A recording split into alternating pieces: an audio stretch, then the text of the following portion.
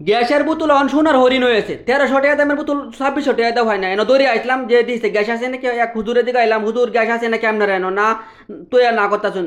ওরা কইতাছে নাই, আমি তবু চিন্তা করলাম একটু আতায় মাথায় দিই তুই আর না করতেছে নাকি, ওরা বললাম অনুমতি দিলে ভিতরে দিই ভিতরে আপনি ফিসে গ্যাসের বোতল তুইছুন নাকি, ওরা কইতাছে দেখ কয়েন গ্যাসের বোতল নাই খাইছিস। হেলে আমি বলছি দেখুন যে কি একটা মুসিবতের মধ্যে বললাম, টিয়া লইয়া ঘুরতাছি কোনো অনেক গ্যাসের বোতল হয় না। পরে গ্যাসের বোতল ড্রেনটা ছায়া করতেছে, তোর জবার দাম বাড়ছে, স্বর্ণের উপর সাইতে দাম বেড়েছে। গ্যাসের বোতল মানে এক ভাবি আমার দায়িত্ব দিছে, হারুন গ্যাস ছাড়া রান তারতাম না, আমার একটা গ্যাসের বোতল লয়ে দেও। বাবির কাম করে দেম না, আমি দোকানদারি করবাম, কোনো বুঝা হইতেছে না, কি একটা মুসিবতের মধ্যে বললাম। ভাবলাম যে সন্ধান দা দোনা যায় দিয়েছে এনে আছে নাকি না, তুই না কথা সে ব্যাগ বোতল আতায়া মাতায়া চেক করে থইতে আসি না। ভাবলাম একটু ফিসে দেয় দিহি না, তুই সিন্ডিকেট করতেছি দিহি না, সত্য কথা কইছে এনেও গ্যাসের বোতল নাই, ব্যাগ বাজার রাখাইছিস। ওরা ভাবলাম এক কাম করি, সামনে আর একটা গ্যাসের বোতল দোকান আছে হেন যায় গিয়া দিহি কি অবস্থা। এন দিহি আমার দোকানে শাটার বন্ধ।